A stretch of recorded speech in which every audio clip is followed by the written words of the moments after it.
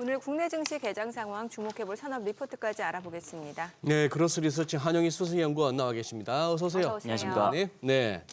자, 이번 주 산타 할아버지 도착하셨나 봐요. 이번 주긴 하죠. 오늘은 동지인데 팥죽 먹어야 되는 아, 날인데. 그러네요. 네. 지금 어떻게 요거 단발성으로 보세요? 아니면 이거 좀 이번 연말 내년 초까지 좀 가능한 흐름으로 보세요? 지금 오늘 시장 같은 경우에는 네. 일단은 반도체 쪽이 좀 끌어주는 역할을 하고 있다라고 네. 좀 말씀을 드려야 될 것 같은데, 그러니까 결국에는 이제 HBM이 얼마나 팔리느냐가 가장 중요한 것 같습니다. 근데 지금 HBM4 기준으로 봤을 때는 모건 스탠리 쪽에서는 이제 90% 정도는 한국 시장에서 점유를 할 가능성이 높다. 그럼 나머지 10%는 이제 마이크론이죠. 네. 그래서 마이크론도 사실 가이던스가 상당히 좀 잘 나오면서 다시 이제 뭐 신고가를 가는 영향들이 있기는 했는데, 네. 결국에는 지금 엔비디아 GPU 같은 경우는 계속 잘 팔릴 가능성이 높다라고 생각을 하고 있고요. 근데 차세대 AI 서버 GPU 같은 경우 GB300이라는 게 있습니다. 그래서 2026년 상반기, 그러니까 내년 상반기부터 얼마 안 남았죠. 이제 본격적인 출하가 시작되기는 하는데, 그러니까 렉 출하량이 이제 5.5만 렉으로 하면은 전년 대비 129% 성장을 하는 거거든요. 그럼 그만큼 HBM이 많이 필요하다. 그래서 결국에는 반도체 안 쓸래 안 쓸 수가 없다라고 생각을 하고 있기 때문에 결국에는 저는 구조적인 성장이 아닌가 이런 생각을 하고 있고요. 이게 AI 메모리가 다 빨아들이고 있어요. 왜 그러냐면 지금 PC나 노트북 가격을 보시면 예전 가격 차트를 좀 보시면 진짜 주식 차트랑 비슷합니다. 비싸졌어요. 디램이 쫙 올라가기 때문에 올라가면서. 네, 그만큼 또 PC 가격이나 노트북 가격도 계속 올라가고 있거든요. 그래서 저는 구조적인 성장으로 인해 가지고 국내 반도체는 계속 이익 전망치가 계속 수정될 가능성이 높다라고 말씀을 좀 드리도록 하겠습니다. 네. 오늘 소개해 주실 탐방 기업은 어디예요? 오늘은 네. 저희가 더진이라는 기업을 더진. 좀 탐방을 갔다 왔습니다. 네. 이게 상장한 지는 얼마 안 됐어요. 이번 연도 한 3월 달 이때 상장을 했었으니까 네. 얼마 안 됐는데 이 회사를 잘 모르시는 분들도 많을 거예요. 네. 왜냐하면 뭐 들어본 적이 많이 없었으니까. 그렇죠. 근데 저희가 최근에 이제 그 온라인 핀테크나 이런 쪽으로 좀 많이 주목을 하고 있는데, 이 회사는 뭘 하는 회사냐면 일단 디지털 뱅킹 솔루션 사업부가 있고요. 그다음에 FX 크로스보더 사업부가 있고요. 그다음에 데이터 솔루션 사업부가 있습니다. 그래서 차근차근 한번 설명을 드리자면, 이제 디지털 뱅킹 솔루션 같은 경우는 이 회사의 강력한 캐시카우입니다. 그래서 영업이익을 잘 창출을 하고 있고요. 그럼 디지털 뱅킹 솔루션은 뭐야? 말만 들으면 잘 상상이 안 가시죠? 네. 그러니까 우리 지금 카카오페이나 아니면 뱅킹에서 제가 전송을 할 때 그거를 대행해주는 역할이다라고 생각을 하시면 될 것 같은데, 그래서 이용기관의 계좌랑 그다음에 개설된 은행하고 전산망을 연결해가지고 실시간 송금 업무를 처리를 하는 겁니다. 그래서 펀뱅킹 서비스라고 하는 건데요. 이게 전산망 연동을 바탕으로 해가지고 자금이체 업무를 자동화해준다라고 보시면 될 것 같은데, 근데 이 회사가 좀 다른 데랑은 차별점이 있습니다. 뭐냐면 이중화를 했다라는 게 차별성이 있는 겁니다. 그러니까 이중화가 뭐야? 라고 했을 때 어떤 이 펀뱅킹 서비스 하는 사업자들은 좀 있거든요. 근데 우리가 카카오페이로 제가 정민 앵커님한테 전송을 해드리려고요. 10만 원을. 네. 근데 이 사업자가 갑자기 장애가 생겼어요. 누가요? 다른 펀뱅킹 사업자가. 네. 그러면은 전송이 안 될 수가 있잖아요. 그래서 예. 가끔 가다가 옛날에 보시면은 지금 장애로 인해서 이체가 안 됩니다. 이런 예, 경우들도 예. 몇 번 있었잖아요. 데이터 센터가 화재 나거나 네. 아니면 오류가 있었을 때. 예, 예. 그러면은 이 더즌이라는 회사는 이걸 이중화했습니다. 이중화한 게 뭐냐면, 보통은 평상시에 우리가 카카오페이로 송금 업무를 쫙 할 때 네. 보통은 이제 하나의 사업자가 있으면 이 하나의 사업자가 장애가 생기면 아예 이 송금 업무가 안 되는데, 이건 분산해 있기 때문에 만약에 이쪽이 장애가 생긴다? 그럼 우리 쪽으로 트래픽을 모르는 거죠. 이거를. 우리 쪽이 어디예요? 더즌 쪽으로 예. 몬다라는 거죠. 네, 더즌 쪽으로 몰기 때문에 이 이중화하는 기술을 좀 국내 최초로 도입을 해가지고 장애 없는 거래 시스템을 구현을 했다라고 보시면 될 것 같고, 장애 시스템이 없는 게 왜 중요하냐? 이 오류가 발생했을 때 이게 건당 수수료를 수취하는 구조입니다. 그래서 만약에 우리 쪽으로 더 올 가능성이 높다라고 보시면 될 것 같고, 아까 그러면은 예를 들어서 제일 이럴 때마다 저는 궁금한 게 수익 모델인데 네. 그래요. 한수석이 정민행한테 카카오페이로 10만 원을 송금해요. 그러면 얼마가 떨어져요, 더 전에? 그것까지는 이제 업체마다 다 그 페이 업체, 누가 핀테크 누가 업체마다 누가 주는 거예요? 카카오페이. 그렇죠, 그렇죠. 은행 쪽이나 카카오페이에서 주는 거죠. 주는 거예요? 네, 그렇게 주는 겁니다. 그래서 뭐 그거는 뭐 남는 게 뭐가 있어요? 그럼 카카오페이는 일부 수수료를 주는 거죠. 일부 수수료? 네.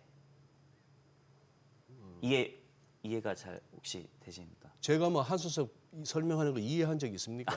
그냥 뭐 늘 네. 그런데. 그러면 네, 제가 차근차근 설명드리겠습니다. 네. 이제 FX 솔루션 사업부가 또 있는데요. FX 솔루션. 네, FX는 잘 아시잖아요. 소장님이 그러니까 제일 잘 아시죠. 그거 맞습니다. 그거까지도 제가 이해 못하면 이제 저는 포기하려고. 네.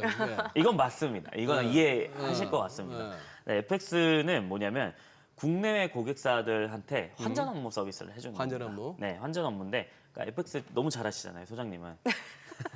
그냥 뭐 설명해 보세요. 네, 그래서 크로스보더 서비스랑 이제 무인 환전 키오스크를 사업을 영위를 하고 있는데, 키오스크까지. 네, 크로스보더 서비스는 뭐냐면 우리나라에 있는 페이오니어 아니면 알리익스프레스, 쿠팡 이런 업체들이 예를 들어서 원화 결제를 해요.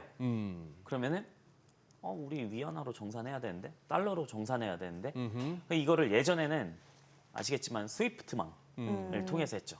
스위프트망이 뭐냐면 너무 비효율적인 망이라고 요즘엔 얘기가 많이 나와서 스테이블 코인으로 가야 된다 이런 얘기들이 나오곤 있잖아요. 네. 왜 그러냐면 스위프트 기반에 대한 방식부터 좀 설명을 드릴게요. 이 스위프트 외화 정산은 이제 먼저 은행 거래로 담당자가 엑셀을 쭉 내려봤습니다. 엑셀을 쭉 우리가 정산한 것들 엑셀을 쭉 내려받아요. 그럼 엑셀 내역을 정리를 하겠죠. 그러면 이제 은행에 업로드를 합니다. 그럼 이거를 수기로 증빙까지 하고 수기로 다 맞춥니다. 그 다음에 좀 일정 부분 시간이 지나서 이제 입금을 해주는 건데, 자 증빙을 하고 이거 수기 처리를 할 때 실수가 나올 수 있지 않습니까? 다시 돌아가는 거죠. 편의성이 낮다라는 거죠. 오류가 생겼을 때. 그래서 이게 참 스위프트망이 좀 별로다라는 얘기, 너무 비효율적이고 느리다 이런 얘기들이 나오고 있는데, 크로스보더 서비스는 기업의 ERP 쪽, 우리 결제하는 거 쭉 있어. 그다음에 은행 전산망 API랑 연동을 합니다. 그래서 실시간으로 이제 맞춰주는 거죠. 네. 그래서 이거를 환전 업무를 해주는 건데, 사실 고객사 입장에서는 우리 이거 조금 더 빨리 받고 싶은데 이러는 회사들한테는 되게 매력적인 포인트가 될 수 있다라는 거죠. 그래서 이거는 거래 건당 수수료로 받는 게 아니고 거래 볼륨으로 받는 겁니다. 볼륨으로. 네, 얼마 할 거야? 그래서 알리익스프레스든 쿠팡, 자기네 국가로 가져가야 되잖아요, 돈을. 네. 원화로 할 수는 없잖아요. 그래서 그런 환전 업무 서비스를 해준다라고 보시면 될 것 같고요. 이 크로스보더 정산은 환전 송금원가 제외하더라도 중장기적으로는 한 50%에서 60% 수준의 마진 확보를 할 수가 있습니다. 그래서 상당히 좀 향후에 캐시카우가 될 가능성이 높다라고 생각을 하고 있고요. 그다음에 무인 환전 키오스크 서비스는 최근에 그 강력한 회사가 있기는 한데 사실 여기 뛰어넘기는 힘들다라고 봅니다. 저희도. 근데 계속적으로 지금 기기를 설치하고 있는데, 우리 홍대나 아니면 뭐 성수동 아니면 강남에 이렇게 쭉 돌아다녀 보시면 되게 무인 환전하는 기기들이 쫙 이렇게 나열이 되어 있습니다. 환전하는. 네. 아니면 카지노 업장에 어허. 이렇게 들어가 있는데, 결국에는 뭐 카지노도 그렇고 우리가 현금이 필요할 때는 있잖아요. 예. 외국인 관광객들이. 예. 그러면은 실시간에 뭐 은행 가가지고 하진 않잖아요. 우리도 사실 외국 나갔을 때 환전하면은 그냥 어디 환전해서 그냥 카드 넣고 예. 뭐 무슨 원래 카드 넣고 하면은 바로 뽑아가지고 현금으로 이제 처리가 되지 않습니까? 네네. 그럼 이 스프레드를 먹는 구조입니다. 환 스프레드. 그래서 키오스크 설치 대수가 늘어나면 늘어날수록 사실 스프레드를 먹는 가능성이 좀 높다라고 보고 있고요. 그다음에 데이터 솔루션 사업부 쪽은 뭐냐면 이제 아파트 ERP가 있습니다. 요즘에는 네. 그 법 개정이 됐죠. 관리비에 대한 공개 의무 대상이 됐기 때문에 관리비 어떻게 썼는데, 그래서 얼마 나왔는데 라가 되게 중요한 건데, 네. 그래서 요즘에 아파트 관리비 납부할 때 보시면 어플 같은 게 있습니다. 네. 그래서 우리 얼마예요? 그럼 카드 결제로 되는 것들이 있는데, 이런 서비스를 해주는 거고 매출 비중은 큰데 이제 여기는 영업이익률이 좀 낮다라고 보시면 될 것 같습니다.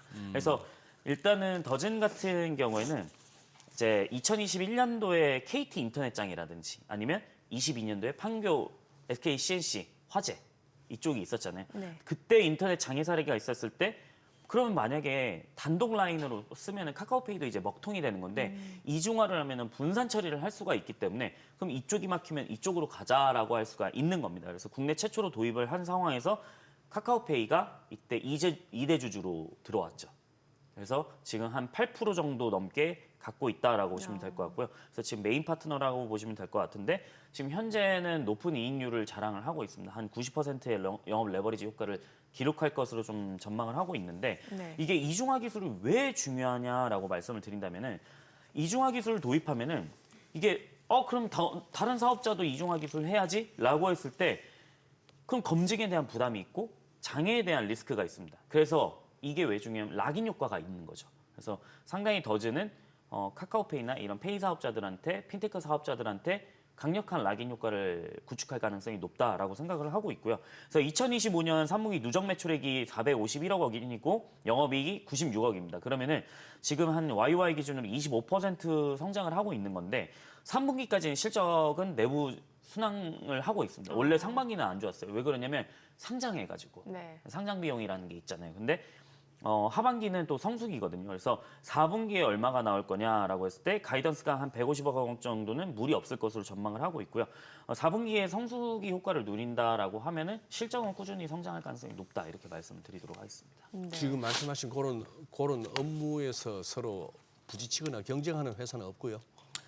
있습니다. 저희가 지난주에 말씀드린 쿠콘 아하. 네, 또 있고요. 근데 이중화 기술은 더즌이 했었다 이렇게 보시면 될 것 같습니다. 그러니까 각자 역할이 좀 나눠져 있습니다. 나눠져 쿠콘은 이제 데이터를 또 판매하는 역할들이 또 있는 거고요. 네. 그럼 사업 방향성이 살짝씩 다릅니다. 이게 메인인 회사는 이제 더즌인 거고 쿠콘은 그거 말고도 이제 뭐 스테이블 코인에 대한 부분 아니면 그 페이 사업자는 아니고 이제 가맹점들이 있기 때문에 QR 코드로 결제할 수 있는 부분들이 있기 때문에 스테이블 코인 쪽에서는 좀 더 강력한 입지가 될 수 있다 이렇게 말씀을 좀 드리도록 하겠습니다. 지금 해외 매출은 생기나요? 살짝씩 생기고 조금씩? 있는데 엄청나게 큰 정도는 아닙니다. 이게. 오늘 또 산업보고서도 준비하셨죠? 네네. 관련 기업 종목도 좀 알려주시고요. 네, 오늘 저희가 산업 보고서를 발간한 거는 이제 자동차에 대한 로봇 산업 보고서. 저희가 지난주에 한번 말씀드렸잖아요. 예. 그래서 이번 주에 한번 바로 그 작성을 했는데 네. 저희가 발간한 보고서 항상 저희 기업 탐방 보고서랑 다 한 번쯤 쭉 읽어보셨으면 좋겠고 그 다음에 좀 공부를 하셨으면 좋겠다라고 말씀을 드리고 싶은데 좀 길게 썼습니다 이번 산업 보고서도. 그래서 저희가 일단 탑픽 종목은 SPG로 좀 꼽기는 했습니다. 근데 네. SPG가 주가가 굉장히 많이 올라와서 저희도 이게 지금 말씀드리는 게 맞을까라고 생각을 했는데 사실 SPG를 지금 투자라는 말씀을 드리는 건 절대 아니고요.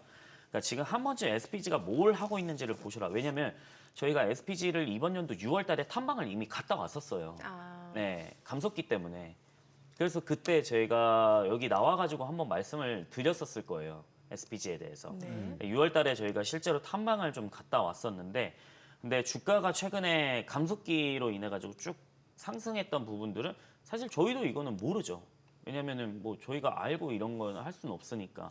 근데 현대차 그룹이 2026년부터 2030년까지 5년 동안 투자를 얼마 하겠다라고 했냐면 125조 원을 하겠다라고 했습니다. 네. 그러면 여기서 비중이 다 섹터마다 나눠져 있잖아요. 가장 큰 비중이 어디였냐면 AI랑 로보틱스에 투자를 하겠다라고 밝혔습니다. 여기가 몇 프로 정도 투자하냐? 40% 정도 투자한다라고 밝혔습니다. 그래서 목적은 뭐냐? 피지컬 AI 때문이다라는 거죠. 그래서 현대차 같은 경우에 21년도에 보스턴 다이너믹스를 인수하지 않았습니까? 그래서 피지컬 AI에 대한 관심을 지속적으로 내비쳤다라는 거죠. 그래서 이 배경, 투자에 대한 배경에는 결국엔 우리나라에 대한 생산 인구 감소, 그다음에 노사 갈등, 생산 효율성에 대한 재고 등 복합적인 이유가 존재하는데요. 이제 로봇 분야의 주요 병목 요인으로 지적되는 것 중에 하나가 뭐냐면 액추에이터라는 게 있습니다. 그러니까 액추에이터는 결국에는 로봇에 들어가는 굉장히 원가가 큰 비중을 차지하는 부품인데 로봇을 향한 자동차 제조사들의 그 적극적인 뒷받침, 투자에 대한 뒷받침을 해주는 것 중에 하나입니다. 그래서 자동차 제조사는 결국에는 지금 산업용 로봇은 다 깔려 있어요. 그래서 페인트질 할 때나 도장 처리할 때나 이거는 엄청나게 그 팔 같은 로봇 있잖아요. 산업용 로봇이라고 부르거든요. 일본의 화나기라든지 아니면 이런 업체들이 지금 굉장히 잘 하고 있는데 그 휴머노이드 로봇은 지금 없다라는 거죠. 그래서 그렇죠. 기업 입장에서는 휴머노이드 로봇에 대한 투자는 결국엔 차량 생산할 때는 뗄래야 뗄 수 없는 관계가 돼버렸다. 그래서 인지 제어라든지 소프트웨어를 공통적으로 좀 개발해야 되는 역량을 갖춰야 되는 건데 결국에는 혼다가 아시모라는 휴머노이드 로봇을 옛날에 개발하지 않았습니까? 그 엄청 귀엽게 생긴 이렇게 뛰어다니는 로봇 하나 네. 있거든요. 뭐 자료화면 있으면 한번 참고해 주시면 좋을 것 같은데 아시모를 개발하는 과정에서 균형 제어 기술을 자동차에 적용하고 이걸 오토바이에 적용했어요. 네. 그래서 오토바이에 적용해서 이걸 뭘 만들었냐면 넘어지지 않는 오토바이를 개발을 했습니다. 혼다가. 혼다가 네. 그래서 이렇게 엮이는 부분들이 굉장히 많다는 거죠. 그래서 지금 넘어지지 않는 오토바이거든요. 이게. 그래서 저게 넘어지지 않는다는 얘기는 균형 제어가 있기 때문에 아하. 네. 그래서 그래요? 네. 넘어지지 않는 오토바이라고 보시면 될 것 같은데 이게 휴머노이드 아시모에 들어간 기술을 좀 적용했다라고 보시면 될 것 같습니다. 그래서 휴머노이드 로봇이 왜 중요하냐? 자동차 제조 공정 중에서 뭐 이런 도장이나 뭐 용접 이런 것들은 산업용 로봇, 팔이 달린 로봇으로 다 균형적으로 하고 있는데 지금 자동차 제조 공정 중 진짜 중요한 게 하나가 뭐냐면 의장 공정이라는 게 있습니다. 의장? 네. 의장 공정은 뭐냐면 사람이 할 수밖에 없는 거예요. 왜냐면 그 뼈대가 이렇게 쭉 있잖아요. 예, 자동차 예. 뼈대가 있는데 예. 자 여기에 대시보드 들어가야 되죠. 네, 맞아요. 전선 들어가야 되죠. 맞아요. 의자 들어가야 되죠. 음. 그럼 전선 깔아야 돼요. 음. 그럼 이거 누가 해야 돼요? 산업용 로봇이 이렇게 유연성이 들어가서 못한다는 거죠. 결국엔 지금 팔같이 어깨, 그 여기 관절, 네, 손목 이렇게 들어가 있는 유연성이 또 필요하다는 거죠. 왜냐? 뼈대가 있다 보니까. 그래서 손, 어깨, 팔꿈치를 모두 다 사용해야 되는 그 공정이 굉장히 고난도가 있습니다. 그 사람 많은 로봇이 아직까지 없는 거죠. 네, 노동 부담이 굉장히 크다는 네, 거죠. 네, 네. 그래서 동작의 유연성하고 정밀성이 요구가 되는 건데 이거는 산업용 로봇이 하기에는 아직 굉장히 힘듭니다. 그래서 지금 의장 공정에 대한 저 부분들이 사람이 적용이 들어가야 됩니다. 그래서 실제 의장 공정의 자동화율은 지금 15% 정도밖에 안 됩니다. 이거를 결국엔 휴머노이드 로봇으로 대체하려고 하는 게 결국에는 목적인 거죠. 그래서 노동 부담에 대한 완화, 그다음에 이런 환경을 좀 제공할 수 있는 자동차 제조사들의 좀 비전이라고 생각을 해보시면 될 것 같은데 아직은 검증 단계에 머물러 있습니다. 그래서 휴머노이드 산업 특성상 대규모 데이터 축적을 해야 되는 거거든요. 그래서 실제로 현대차는 보스턴 다이나믹스 인수 이후에 현대차의 제조 경험, 그다음에 보유 기술 바탕으로 이런 부분들을 확장을 계속 해나갈 가능성이 높다라고 생각을 하고 있고요. 그래서 한국은 결국에는 이런 고민들을 굉장히 많이 해야 되는 게 제조업 국가입니다. 제조업 국가이기 때문에 고령화랑 생산 인구 감소에 대한 걱정을 안 할래야 안 할 수가 없는 건데 결국엔 피지컬 AI로 휴머노이드 로봇이 생산이 된다라고 하면은 저희가 봤을 때는 산업은 성장할 수밖에 없다라고 생각을 하고 있고요. 그다음에 결국 로봇 시장의 곡괭이는 뭐냐? 액추에이터라고 생각을 합니다. 네, 액추에이터가 왜 그러냐면 휴머노이드 한 대당 들어가는 액추에이터의 개수를 평균 보자면 저희가 조사한 자료에 따르면 40개에서 50개 정도 됩니다. 그러면은 이 전체 원가에서 얼마 차지하냐? 60에서 70% 차지합니다. 상당히 높은 거죠. 그래서 액추에이터는 모터랑 감속기, 제어기, 센서 이게 모두 다 합쳐져서 만드는 부품이거든요. 그래서 액추에이터 시장은 시장 확대 여력이 아직도 크다라고 생각을 하고 있고요. 34년 기준으로 휴머노이드 수요는 산업용으로 한정을 했을 때 686만 대 정도 됩니다. 네. 그러면 한 대당 45개가 탑재가 된다라고 하면은 예상 수요는 3억 개 정도 된다라는 거죠. 그래서 저희가 뽑은 탑픽 종목은 뭐냐? SPG라고 말씀을 드리는데 정밀 감속기부터 액추에이터까지 멀티 솔루션을 제공한다라고 보시면 될 것 같은데 국내에서 저희도 공장을 가봤지만은 하모닉형, RV형, 유성형 정밀 감속기를 모두 양산할 수 있는 유일한 기업입니다. 그래서 휴머노이드 로봇 시대에서는 이제 핵심 플레이로 작용할 가능성이 굉장히 높다라고 생각을 하고 있고요. 최근에는 유성 기반 액추에이터 시제품을 선보였기 때문에 이게 휴머노이드 시대 속에서 솔루션을 제공하기 위한 포석이 될 가능성이 높다라고 생각을 하고 있고요. 이 회사의 가장 큰 장점은 뭐냐라고 봤을 때 납기의 안정성입니다. 납기의 안정성이 뭐냐면 현재 레인보우 로보틱스 협동 로봇의 전 모델에 감속기 100%를 공급을 하고 있거든요. 저희도 스마트 오토메이션 코엑스에 매번 들어갔을 때 레인보우 로보틱스 있거든요. 네. 이 협동 로봇. 그럼 거기에 들어가는 액추에이터나 감속기가 다 이제 SPG가 들어가는 겁니다. 그래서 최근에 또 중요하게 한국 기업들이 수혜받은 게 뭐냐면 미국 로봇 기업하고 빅테크 기업들이 그러니까 공급망 불안정성 이유로 중국 기업을 계속 배제시키고 있어요. 네. 그러면 이거 어디서 찾아야 되냐? 한국에서 찾아야 될 수도 있다라는 거죠. 그래서 만약에 물론 관세에 대한 영향이 있다라고 하면은 당연히 미국 공장 지어야 되겠지만은 미국 공장 진출하게 돼서 납기 안정성을 충분히 강화한다라고 하면은 저희는 SPG는 충분히 수혜받을 수 있는 가능성이 높다라고 생각을 하고 있고요.